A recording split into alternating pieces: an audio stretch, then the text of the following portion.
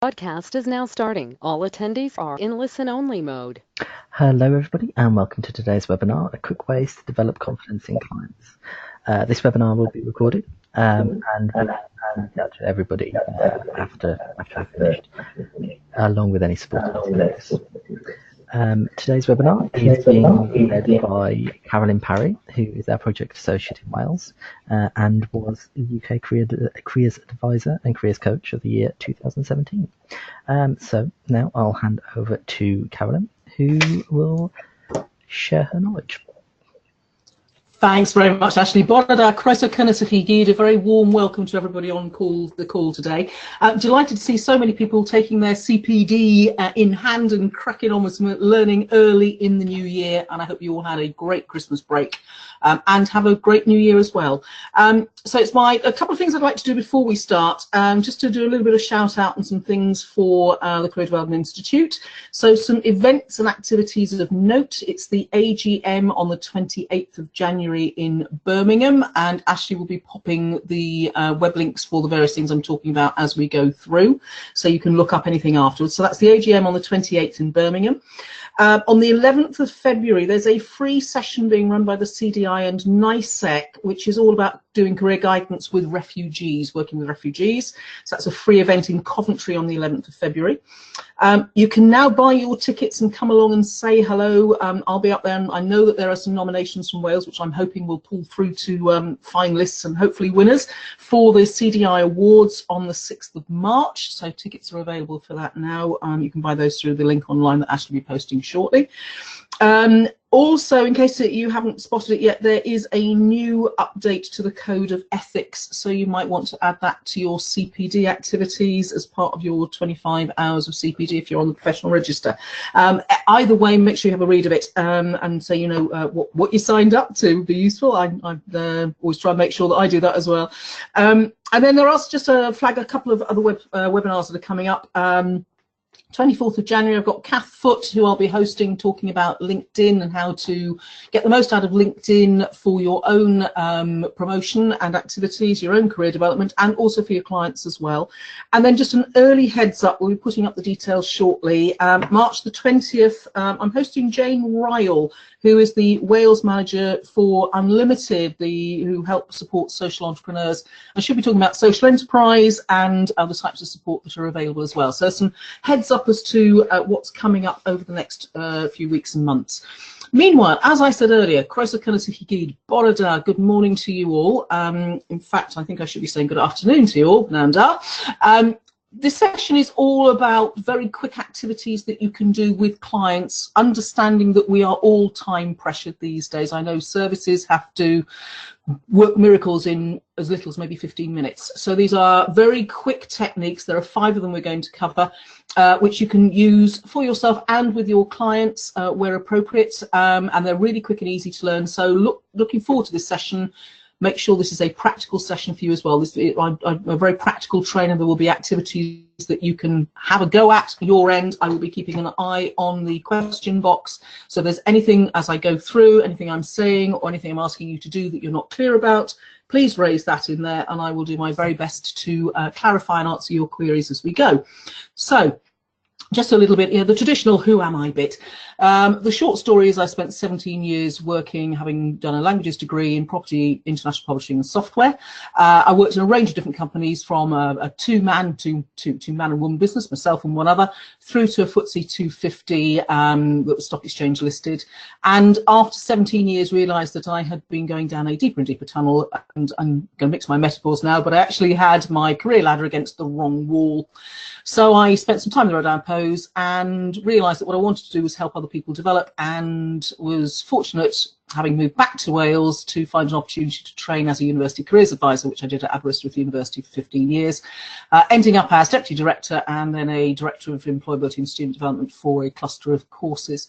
Done quite a lot of stuff around recruitment, so I was co-chair of AGR for Wales and West. I'm a national trainer of career coaching and NLP for AGCAS, and I run 2 businesses. One's called Career Alchemy, which is about helping people who are stuck in their career, typically professionals, and then the other one is Careers Advice for Parents, which helps parents work with their teenagers to help them make informed choices.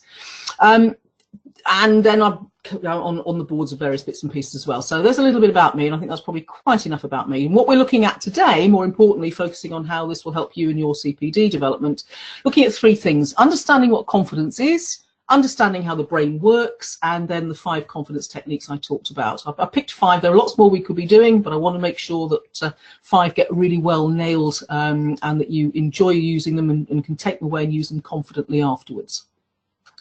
So what is confidence? Well, I like to use dictionary definitions as a good benchmark to start us off. So if you look at the Concise English Dictionary, it's about trust and belief and self-reliance and boldness and assurance. And the OED talks about having faith in something or someone, a positive feeling gained from belief in your own ability to do things well. So we know, don't we, this is intrinsic. We're talking about self-confidence here. We're talking about understanding and recognizing that we have the ability, quality and judgment to do things well. And of course, we're in the territory of Bandura. That belief in one's capabilities to mobilize the motivation, cognitive resources, and the courses of action needed to meet given situational demands. If people think they can't create results, they won't try to make things happen. And he's absolutely right. And we know that people can achieve through the 4 different elements of Bandura. We're talking about modeling. We're talking about somebody telling you can do something well. We're talking about having some success. And we're talking about managing your emotions. And those are things that we'll be drawing through today's session. So how do our minds work? This is a, if you like, a fairly simple view of how we process things. So an external event will happen. And we'll experience it, and we'll delete, distort, or generalize that experience through a series of filters which cover time, space, energy, and matter, cover the language that's used, memories, the decisions, patterns, values and belief, and attitude. So event in, quickly whip through all of those things to see if there's anything in our memory banks that is similar to that thing that we're experiencing now. And this also creates a picture in our mind's eye, an internal representation, and that creates how we feel. And that makes changes in our body.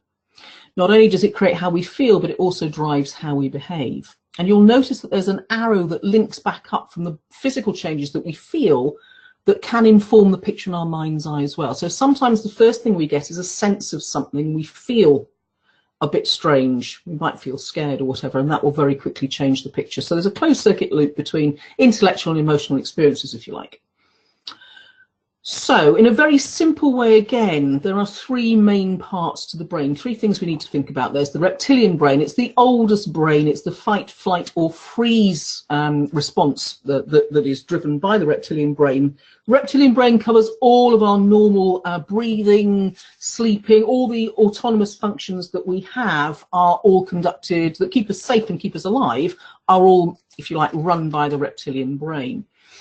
And this is the moment when you might find you've moved out of the way before you even realize there was a bus coming, because suddenly you've just moved and you find you've done something that kept you safe. Doesn't happen to us very often, but it's also that moment where we leap away from the bus or the danger in the same way that we used to leap away from the dinosaurs when they were there. And this is our oldest part of the brain. It's still there, and it's instinctive and instinctual. Now, the next brain that developed is the limbic, the emotional or feeling brain. And this is where it takes slightly longer for things to pass, about 90 seconds for an emotion to pass through us, because of the chemical changes that happen to with cortisol and so forth. And then we have the youngest brain, which is the one that takes up most space. And this is the rational or thinking brain, which is preset to negativity, because that keeps us safe. So I think, oh, I wouldn't do that if I were you. And what happens is we make a decision. Very often it's an emotionally driven decision, but then we'll justify and rationalize that decision afterwards. So if you've ever bought anything and explained to your significant other that actually it was a real bargain because you've saved 75%, that's your rational brain trying to justify an emotional purchase, particularly when your other half is turning around and saying, but you spent 25% you didn't need to spend in the first place, perhaps. So if we want to take a more theoretical view on this, if you look at the work of Daniel Kahneman, who won a Nobel Prize for it, his book Thinking Fast and Slow talks about System 1 and System 2. System 1, let's just take that one back for a minute, is the unconscious mind. If you like, it's the seat of our intuition. It's where we have a gut reaction. We make massive and very quick leaps of faith or leaps of connections, and it operates effortlessly. It is pretty reliable. Sometimes it's wrong, but not very often. the reason it could be wrong is due to absorbing unconscious bias. So this is where unconscious bias sits. And that unconscious mind is driven by rules of thumb. So very quick rules are being created over time and experience. Now, system 2 is the conscious mind. So we've got the unconscious mind, the intuition, and we've got the reasoning mind or the conscious mind. And this is about articulating judgments and making choices and rationalizing out those choices and those feelings. As the example I gave you just now about buying, purchase, and then justifying it after. And quite often we will make stories up. This is what the conscious mind does. It makes stories up to confirm or deny our actions and what we're doing. And it's a conscious mind. It takes effort. So it's hungry on the processing front. This happens intuitively and is very easy and very quick. This takes lots of energy and is much more conscious. And particularly if you are somebody who processes very much in an auditory sense, it takes even more because you're probably having a conversation with yourself as you're going through it. Now, the reasoning mind can be right or wrong, but it depends on how hard it works. And in many ways is less reliable than the unconscious mind or the intuition. And will sometimes, the conscious mind will review the rules of thumb where we need to, where it's inclined to. So it will help us change those if needed. But actually this is the most active and more reliable of the minds, if you like. So the conscious mind processes information carefully and slowly. If you have come across Blink at all as a book, it's a really good read, and it talks about the story of an antiques expert who gets called in to give his opinion to a museum on a piece of, I think it's Greek sculpture.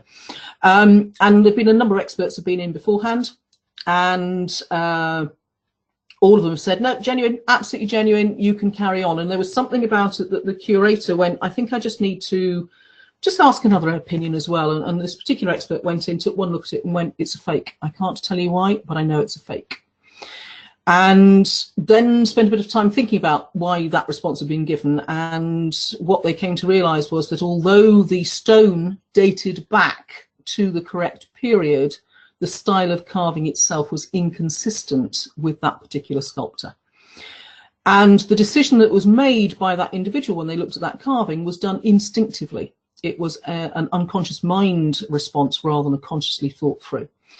Now, Gladwell talks about the importance of actually balancing both deliberate and instinctive thinking, because then your head and your heart is aligned. I've talked about another important chap, Viktor Frankl, who wrote Man in Search of Meaning, and this is a quote from there, and he says, between stimulus and response there's a space. In that space is our power to choose our response. In our response lies our growth and our freedom. So that implies, and if you think back to that picture of the three minds, we talked about the limbic mind taking 90 seconds for emotions to pass through. This is what Frankl's talking about here. That during that 90-second between that stimulus and how we choose to respond consciously, we have power in that space to choose that response. So what we often do for ease of processing, because human beings are innately lazy, we like to take the shortest route. So that's why we have so many strategies that run us day in, day out. So we have ways of getting out of bed. We have a strategy that runs the number of times we brush our teeth, in which particular way, whether we hold the brush on the left or the right, or how we put our shoes on, where we keep our car keys, all of this sort of stuff. They are all lots of mini strategies that together join up to make our day. And we do that because we can then process really easily. And you'll find that sometimes clients are using inappropriate strategies, which is what's preventing them from being successful. But the reason they're using those strategies is that they're making assumptions. Now, to assume is to make an ass out of you and me. And sometimes we get things wrong, and that causes fear. Yet fear is nothing other than false evidence appearing real. So what we need to be thinking about, and what our unconscious concerns around, are not wanting to be a failure. We want to be perfect. And these are the things that are driving those assumptions and those fears that we have. We're afraid of failing because we want that perfection. We're afraid of not being good enough because we want that approval. We want to be able to predict the outcome because we like certainty. If you think of Maslow's hierarchy of needs, having that sense of safety, security, certainty is very low, is very early on in the hierarchy, because that's really important to us. We want to have control. We want to be in charge, because then we can get certainty. We don't want to struggle because we like safety and comfort. We certainly don't want to be rejected. Again, back to Maslow, we want to be loved. We need a sense of belonging. So what can we do? Well, we can stop making assumptions. And everything that happens to us in terms of the way that we move forward is actually something that happens in the mind. And the quote from Henry Ford is absolutely right. Whether you think you can or whether you think you can't, you're right. Because what happens is we make a decision and we spend time justifying it, as you heard earlier. Now, this is work taken from the Chimp Paradox by Steve Peters, who is the guy behind Sky Cycling's huge successes and why Chris Hoy won goals, for instance. And this is about how we manage. If you want to read more deeply into this, go and have a little look at that book. Very good read, but it talks about making a decision and making the decision consciously for what you want. So the first thing to be successful in your thinking is to decide you can. That's the first thing we can do with our clients, is to help them make an effective decision.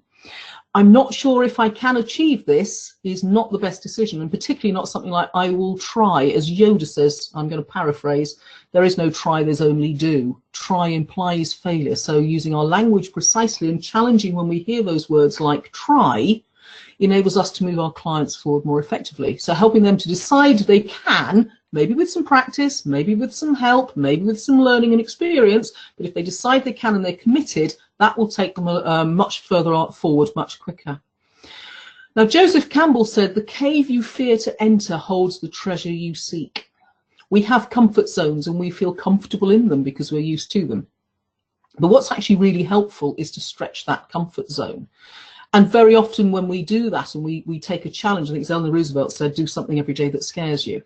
If we do that, we then stretch our comfort zone. And that enables us then to move forward. It enables us to grow. Comfort zones will expand continually. But if you don't keep growing, you then start shrinking. And that doesn't keep clients safe. So encouraging them to take their courage in both hands and give something a go is definitely some wise advice. Now, if I said to you, I talked about language a minute ago, so if I just say this to you now at the moment, and I'd like you to pop your answers into the question box if you could. Don't think about a blue tree. What are you picturing at the moment? And I'm just going to take a glass of water or drink of water while you're just popping your answers in. So, don't think about a blue tree, what's in your head? Thank you, Lise, you've said blue tree. Anybody else got any variants on blue tree? Celia's gone blue tree, Sarah's gone blue tree. Any more? Any more for any more? So I've got 1, 2, 3, 4, 5. Oh, this is good. 1, 2, 3, 4, 5, 6, 7, 8, 9 responses so far. 8 of them say blue tree. One hasn't, they've gone empty thought. I'll be interested to learn a bit more about that. And maybe it just didn't compute for you as a phrase. But it's been very carefully constructed. And that was panic. Seaweed. Okay, interesting things come through. Don't think about a blue tree, so people have been thinking about other things. But most of you have gone blue tree. And this is because I asked you to think about a blue tree and then not, because that's the way the brain works. So the brain hears, think about a blue tree, don't. So if any of you have got kids and you say don't spill the milk, don't be surprised if the milk ends up on the carpet. You need to help your clients to picture things the way they want them, because the brain cannot process a negative. It has to keep things positive. Okay, so be very specific with your language, encourage your client to do the same thing and pick them up when they start going into don't think about a blue tree mode. So if you say to them, how are you picturing the outcome? What do you think is going to happen? Oh, I don't want to fail. If that's their reply, you have to challenge them over that, because what they're picturing is failure. And they're not failing, by which time it's too late because they've already made a decision. So I've got a hand up here, so let me just go and just see if there's a question there waiting. Hold on a second. Any questions from anybody, I will happily take through. I'm just going to click on the ones that are answered at the moment, because if I don't, I'm not going to see anything coming through. So I'm just going to very quickly hit on the answered buttons on there, and that enables me to get to any questions you might have by clearing the system down a bit. Okay, so be specific with the language that you use with your clients and check that they are setting themselves up for success, not failure, by the internal dialogues that they are having with themselves. So let's move on one just for a second. There we go. So the next thing you can do is you can help them to take control. And if you teach them this as a strategy, a very easy acronym to remember, this may well help them be able to move forward effectively. So it's very simple for all the Strictly fans out there. This is my 7 moment. Help them to decide, help them to take action, massive action, help them to notice what's happening, help them to change what's not working, and help them to evaluate for success and the outcome they want.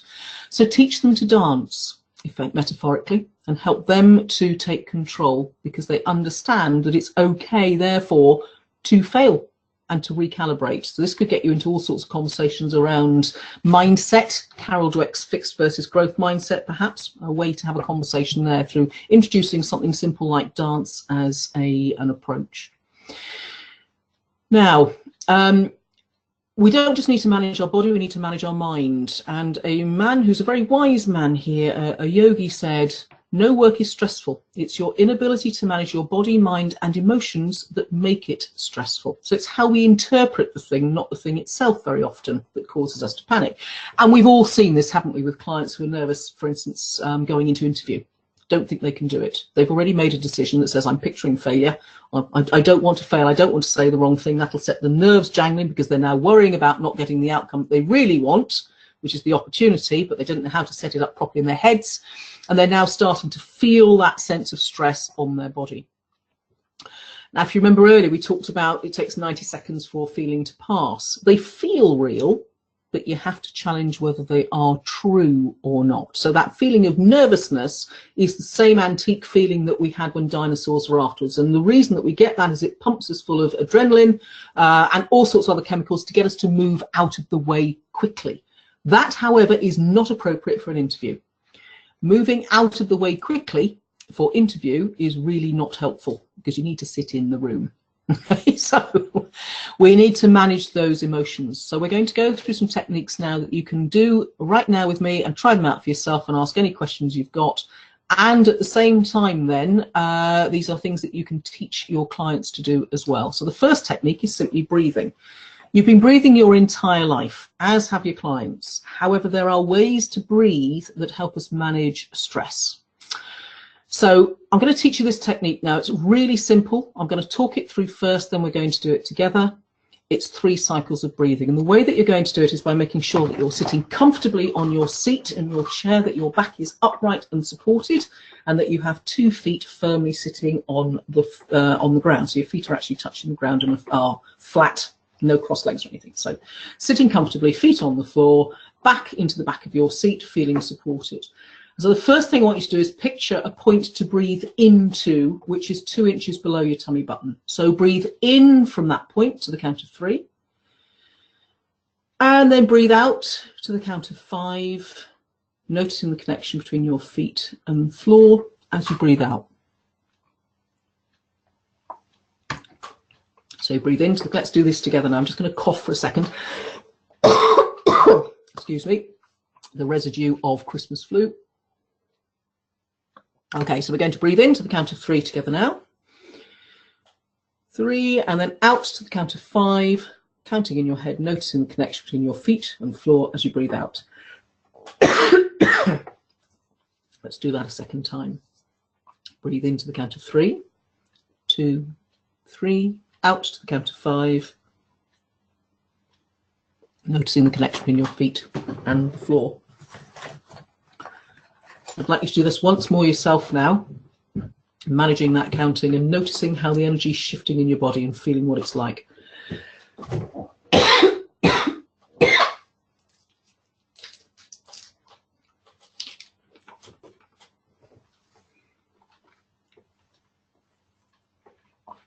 Okay, how was that? Any questions for me? Any comments that you want to pop into the question box? Somebody give me a sense of how you feel now, having breathed like that. What may have changed? Do you feel different? What's that done for you? What's the emotion that you feel now?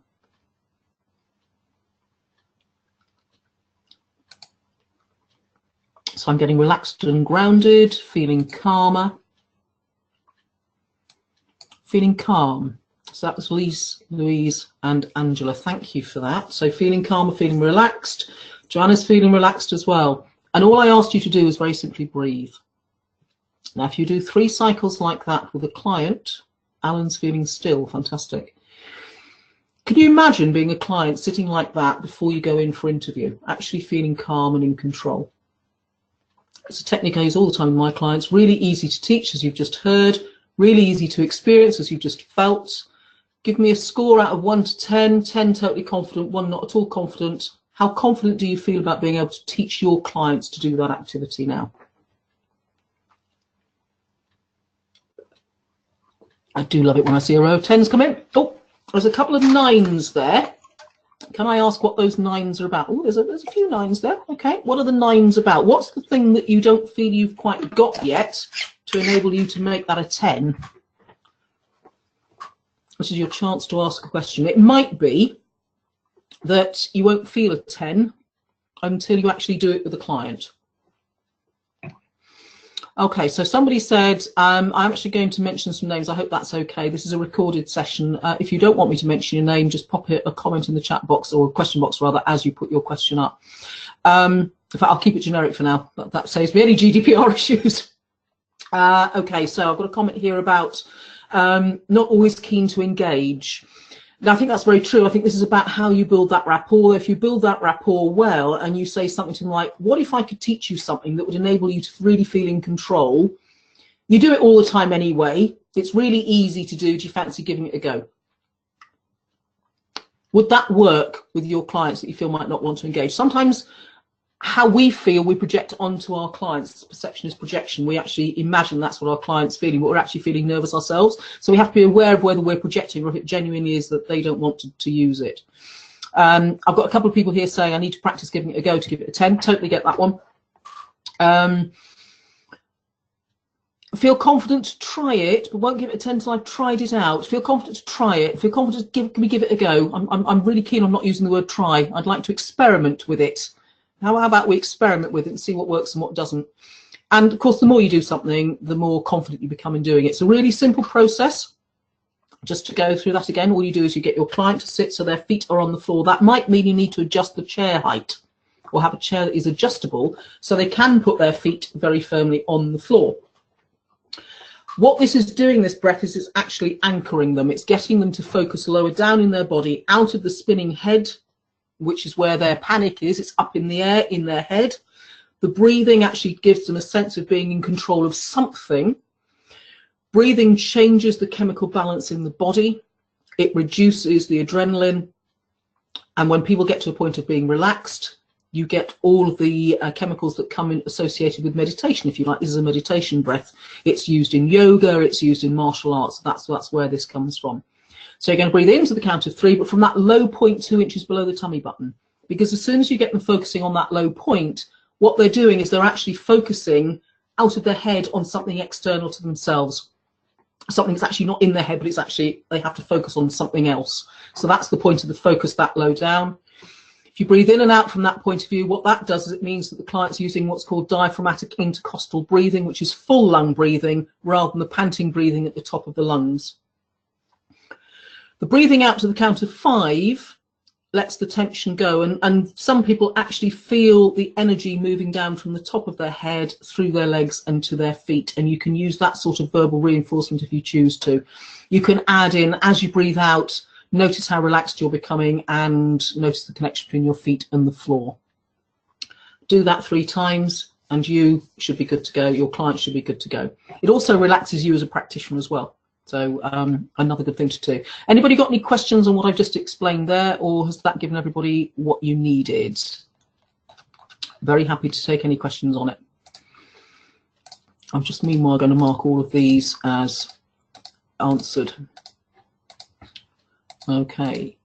In fact, Ashley, if you're there, if you wouldn't mind doing that for me, that would be a huge help. That enables me to carry on to the second technique. So the first one's breathing. The next one's about posture. This is an exercise I call the golden thread. Now, you remember we talked about how your body feels changes how your mind feels, how your mind thinks, and the internal picture that it's got, the picture in the mind's eye. You can change the way that you think by changing your thoughts, and the way you feel by changing your thoughts. You can do it by changing your body because of the closed circuit loop between body and brain. So this is a really simple activity to do. Again, I'd like you all just to imagine that you have a golden thread that's come up through the spine, out through the top of your head, and just allow it to stretch you up just that little bit taller. Now, as you've done that, and as you stretch up, notice how you feel. Some feedback in the questions would be useful, or the chat box, I don't mind which, probably questions is easier. So, what was that like? What did you notice by changing posture?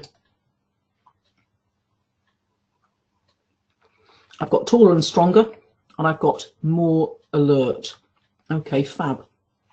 And that's exactly what happens. We actually feel more centered, more grounded. I'm more aware. Thank you, Fiona. I've just picked up a couple of questions. I need to just go backtracking on for the breathing one. So let me just do that now. Richard, yes, I always do 3 cycles. Unless the client really has done it before and knows what they're doing. But 3 cycles just takes down any resistance right down to they are feeling calm. Yes, try it with a retiring police officer. They have huge amounts of stress. They will probably welcome the opportunity to manage their stress, and breathing is a classic technique for stress management. Hope that's answered your questions on the breathing technique. Right, let me come back to the golden thread.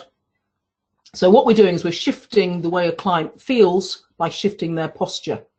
So I've got more confidence as feedback now. Brilliant. That's exactly what we're looking to do. So if you imagine, well, you've seen it all the time. Think of the clients you've seen that come in hunched over and bent down a bit.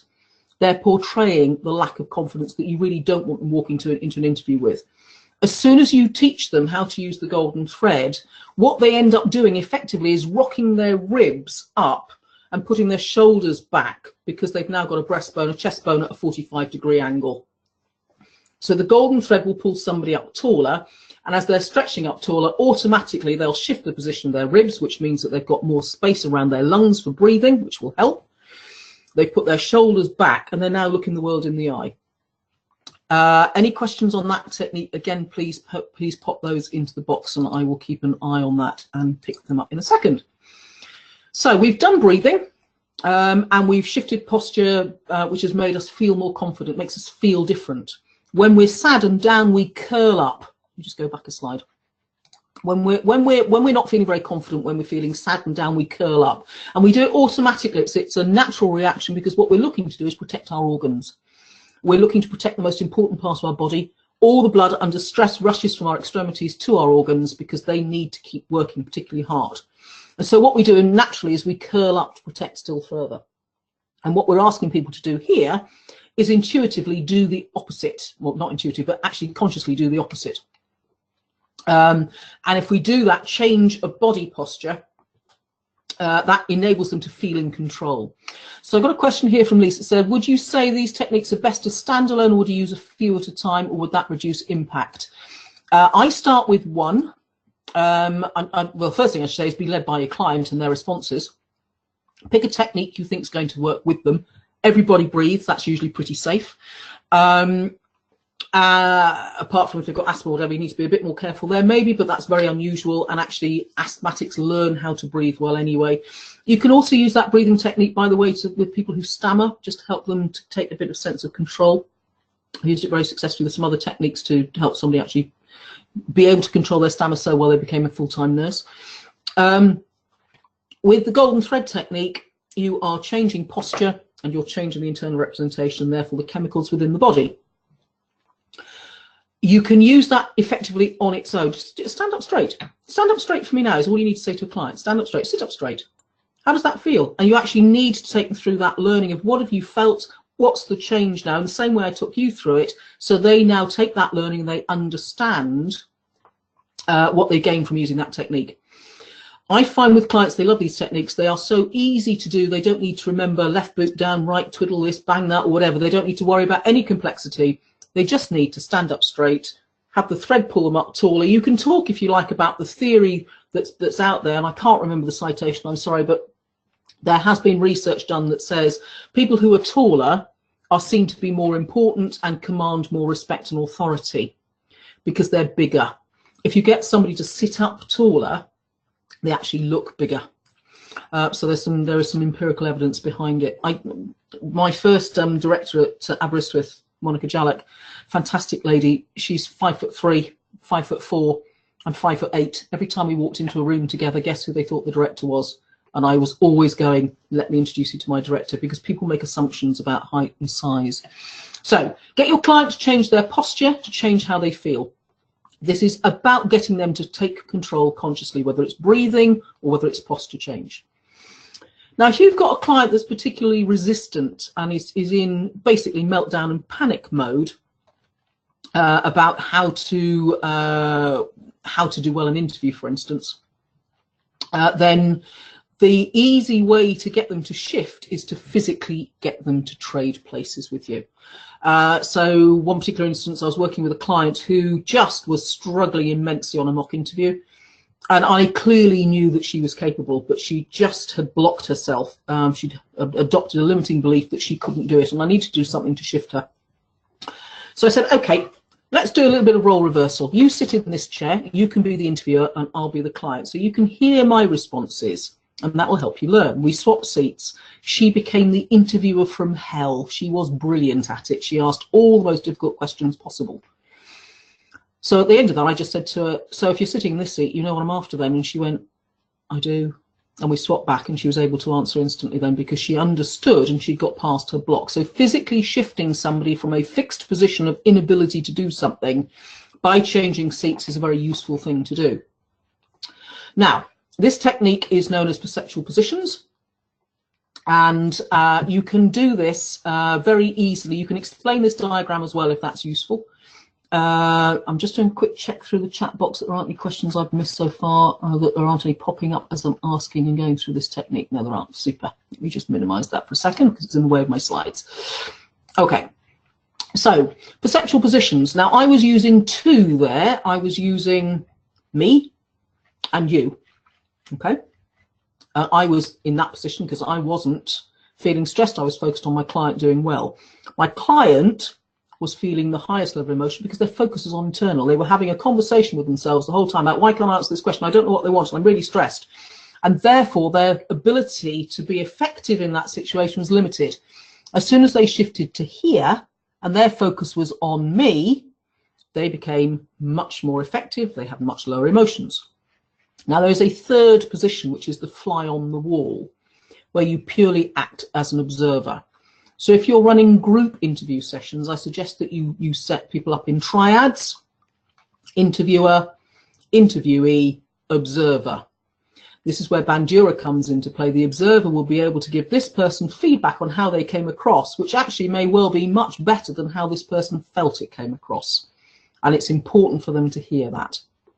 I hope that makes sense as a technique, trading places or perceptual positions. If there are any questions on that, please drop those into the chat box. Not something you can actually practically experience today, but something you could play around with clients maybe if you've got internal CPD sessions that you have on a regular basis. So the fourth technique, which is something you can do today, either in your mind's eye or actually physically, is to adopt a modeling approach. So I'd like you to think about the person you think is most confident that you know, whether that's an actor, whether that's somebody that you've met, anybody, but the person that represents confidence for you. And when you've got a picture of that person in your mind's eye, there's one of two ways of doing this. Either you shut your eyes and you step into them, but you stay sitting down, so you mentally step into their shoes and look at the world from their eyes. Or better still, and the way to work with clients particularly well, is to actually stand up, be you to start with, run a video in your mind's eye of this person that you're thinking about, that's got the quality that you want, confidence or ability to speak publicly or whatever, and then just take a step forward into their shoes. And whenever you do this with clients, you'll see the change. You'll see the posture shift. There'll be a magic thread, you know, the golden thread technique. You'll see that happen. They'll stand up and stretch out and out, for instance, if they're fully committed. If they're not, your role is to challenge them to get them to do it again, because what they're doing is they're trying, not deciding. So I hope that makes sense. An example for when I've used it, for instance, is teaching presentation skills with clients. One of the world's greatest presenters, in my view, is Barack Obama. And for most people, they can suspend their disbelief long enough, and they enjoy the fun of pretending that they are a former president of the United States. For some clients, though, that's too big a stretch, so you have to get them to choose somebody that they would feel able to step into the shoes of instead. But if you use somebody like Barack Obama, because you can spend some time talking beforehand about how they present, how he's able to take his time with 3 billion people around the world watching him in his inaugural address. You can spend time helping them understand that he takes his time, that he looks around the whole of the audience from one side to the other, that he breathes appropriately, that he's in control. And you can either talk it through or play a video and get them to watch and explain what they see. And then you can get them to pretend to be him. So literally picture that video in your mind's eye, standing up, take a pace forward into his shoes and notice the changes that happen. Because what very often the client's doing there is making the decision, A, they can, and B, they're leaving behind the limiting beliefs that they had about their ability to present. Presentation techniques is just a thing that you can learn to do once you manage your emotions. So I hope that's a useful technique for you. And any questions, do pop those into the chat box, into the question boxes. I'm going on to the 5th technique now, and I'm just literally going to play this for a minute when you pop your questions for the last technique in, and I just want you to notice what happens when I start playing it. It might seem crazy what I'm about to say. Sunshine, she's here, we can take a break. So how are you feeling hearing this now? Hot air balloon that could go to space. With the like I don't care, baby, by the way. Because I'm happy I'm alone. If you feel like a room that's out of room. So I'm going to ruin your day now by stopping it. What's lovely is the word that's flooded through my screen here is happy, happy, happier, happy, upbeat, relaxed and happy. Happier, happier, and lots of other good stuff as well, all around that sense of feeling happier. Now, all I did was put a piece of music on. Okay, and yet it shifted. I've got somebody dancing in their seat there. Thank you, Catherine. That was always good to hear. Your colleagues are probably, if you're in a shared office, going, why is she looking so happy or he looking so happy all of a sudden? All that's happened is you have shifted your state because of an external factor that happened to be a piece of music that everybody associates by and large with happy. If you're one of the people that goes, I can't stand that track, it's driven me nuts, please find some other earworm to replace it and make your day better today. But it's a really simple illustration of how you get a client to take control of how they feel by playing a piece of music. Now, I chose this because I know it works for most people. I've used it lots in workshops. And you can use it in a workshop when they're coming back in after lunch, so it gets you past the graveyard shift, and then you can refer back to it later because they've already felt the shift. This is all about feeling the shift. What you can do with the client is you can say, right, what is the piece of music you find particularly powerful? What's your power track? What's your power ballad? If I have to do something fairly major, I have to go and do a presentation to members of the Cabinet Office and the good and the great of British industry back in January on a project I got some funding from. And frankly, that was a bit of a stretch, a 2-minute pitch with no slides. I never work without slides. And I ended up playing 2 tracks in my head, not simultaneously. One was Search for the Hero, because I'm a bit Heather Small fan, and the other was Proud, and both of those for me are anthems that shift my emotional state and enable me to feel confident and able to perform. Happy will also do it. So I use these as well. You might have your own track that you want to have in your head ready to play. Somebody said The Eye of the Tiger. Brilliant. That anything that is going to put you into a more empowered state that you can use for yourself, and you can also use with your clients. So if you've got any questions on that, please pop those into the chat box. It's a really simple activity. All it's doing is shifting your emotional state, and that's the power of music.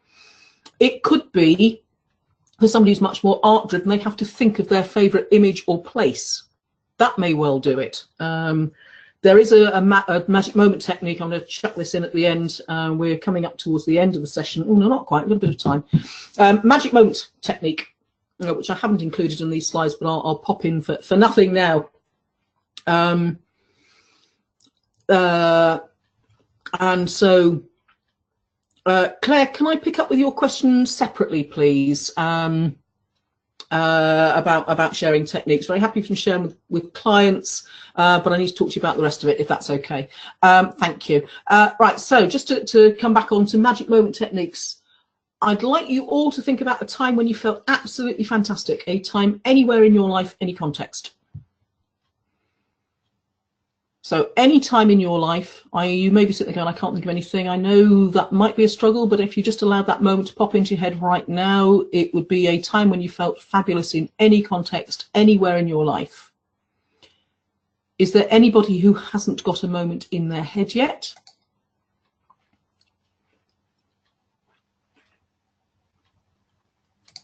I've just lost my question box. Ashley, could you pop that back in, please? I've lost the question box somehow. Oh, I've got no idea how I did that. Okay, so I'm hoping, because I can't see now. Oh, there we go. Sorry, I've got it back. The joys of tech and hitting the wrong place in the wrong screen. Right, let me come back to there. So, anybody not got a time when they felt fantastic? So somebody's actually shared a time. Thank you for that, Claire. Finishing a 10K run. So, all you need to do is think back to that magic moment, replay that move in your mind's eye, and then notice how fantastic you feel. You can teach your clients to do the same thing. So all you have to ask them, think about a time when you felt fabulous. Anywhere in your life, doesn't matter. Now take that time and think about it just before you have to go and do the scary thing, and you'll find that you have much greater resources to be able to do it. You might want to get them breathing first before they play the movie, so you can combine techniques. You asked earlier somebody about whether you could combine techniques. Get them to breathe first and settle. That gets them to being present. What happens when we're scared is we are imagining a future we don't want, so we're in the future, or we're remembering something from the past that went terribly badly. Neither of those are good timelines to be in when you're in an interview, or when you're presenting or you're working with a difficult client. These are techniques you can use yourself to get back on track as well. So the best way to be effective is to be totally and utterly present. And the way to be present is to breathe or use one of the other techniques we talked about. Could be the shift to being happy, shifts you to being present. It could be running that magic moment in your mind's eye that gets you being present. So there's another technique that you can use there. So let me just move that box out of the way. So it's time to do a recap as we come towards the end of this session. I talked about the importance of managing your mind and how we have events coming in, going through a series of filters, creating an internal picture that then creates a physiological reaction and our behavior, that we can change that by managing our emotional state. Managing that emotional state is the thing that keeps us responding appropriately, and we don't have to respond immediately. So this is about taking control. Talked about setting up the way that you think in your head and the way that you talk to yourself, the way your clients talk to themselves effectively, by focusing on what they want rather than focusing on what they don't want, because by the time they've focused on what they don't want, that's exactly what they've got. So focus on finding what you want. Focus on picturing it coming out the way you want. We talked about the importance of helping them to dance through life, decide what they want, take some action, notice what's working, change what isn't, and evaluate continually. And then we ran through 5 and an extra technique. So we talked about breathing into the count of 3, out to the count of 5, noticing the connection between the feet and the floor, letting go of tension as you go, but breathing from that point low in the stomach. We talked about how to use a golden thread that can shift posture, and shifting posture changes how we look and how we feel. And if we change how we feel and we have an interviewer looking at us confidently and smiling rather than looking at the person who's curled up in front of us in that moment of panic, which comes from interviewers when they see an underconfident applicant, that changes the way the applicant feels. So the applicant can go in smiling with the shoulders back, stretching tall, they'll get a nice warm welcome from the interviewer. That halo moment, those first 10 seconds or so, will have created the right impact, not the wrong impact. We've talked about trading places and getting your client to swap seat with you so they can understand what life's like from the view of the interviewer. They're all confident interviewers because they're all confident buyers, and that's all an interviewer is. And you can use that conversation with your client too. And then we've got the sense of modeling, somebody who's an expert at something, stepping into the shoes of Barack Obama for understanding how to present effectively, for instance, and adopting their beliefs and values. Then we talked about music and how having your own theme tune, or encouraging your client to have a theme tune that is empowering to them before they go in, or rerunning a magic moment in their mind's eye before they go in gives them the resources, the confidence, and interrupts the panic thinking, most importantly, long enough to get them into the room answering well. And we all know if they've nailed the question, why do you want this job, and the rest of it should flow relatively easily. So that's what we've covered today. There's one last thing I'm going to suggest, which is some advice from Robbie. And again, I'm going to play a little clip, and I'm going to talk about why this is important and how you can use it. One day you said to me, I love my life. I am powerful. I am beautiful. I am free. I love my life. I am wonderful. I am magical. I am me. I love my life. I am not my mistakes, and God knows I've made a few.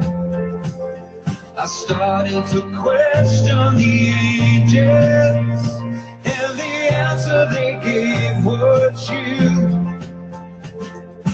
I cannot promise there won't be sadness. I wish I could take it from you.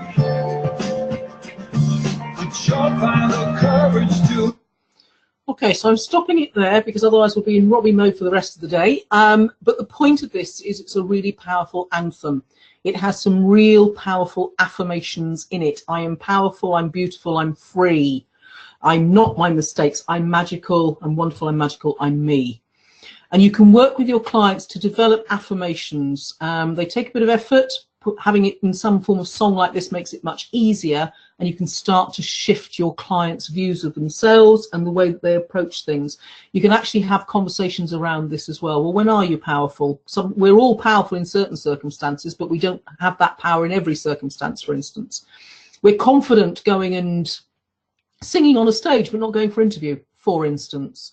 So this is about borrowing that quality from one place and moving it over to the other as well, and helping them recognize that they aren't hopeless. It's this one category that or one element that they need to actually develop more muscle in, and taking it maybe from other areas, like a magical moment when they felt powerful, will help them go into that interview in that same condition. So some good advice from Robbie there. Any final questions on what I've talked about? Because I've gone through quite a lot at quite a pace, and I hope you found it useful. All feedback is welcome. All questions are welcome.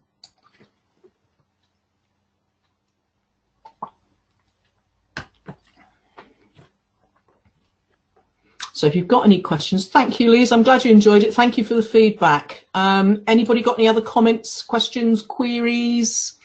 Thank you, Catherine. That makes my day when people say they enjoyed what I've done. Brilliant. I hope it's stuff that you're going to use. They're really easy techniques. They're great to use. They really shift clients. Claire, drop me an email afterwards, William. We'll pick up on what you share. And if anybody wants to share any of the contents of what I've developed in here, give me a shout and I will help you do that effectively. Glad you've used some already, Louise. Keep going with them. It's important that you use techniques that help, and they're all really to use, and they're also techniques that you can use for yourself, perhaps more importantly for the days when we all wobble too, because we're only human. So some self-care for ourselves through this would be a really useful thing to do as well, recognizing that we can't always be stellar because we have stuff in life that happens as well. So any queries at all, you've got the LinkedIn comments there, sorry, the LinkedIn Facebook group and CDI Twitter accounts handles to follow. This is the Welsh group. We have a closed Welsh group for members in Wales. If you are in Wales and you haven't joined it, please do, because we do push announcements through there as well. And it's a chance for you to feed back to me as what you're looking for more of in Wales as well.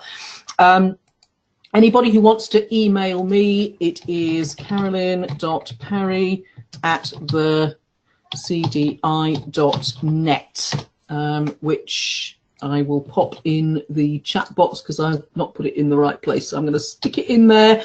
Drop me any messages, any emails. If you need anything from me, that's my contact details, and you're welcome to get in touch.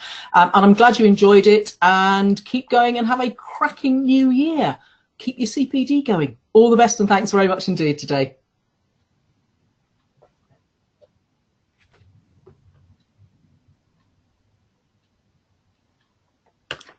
I'm still hanging on if there's a query. any last questions? But otherwise, I think we are done, Ashley. Okay. I will be sending out a recording of this webinar, along with some supporting materials and links to all the events we spoke about. I'll put in Carolyn's email in there as well. So thank you all for joining us, and we hope to see you again. Great stuff. Thank you. See you soon.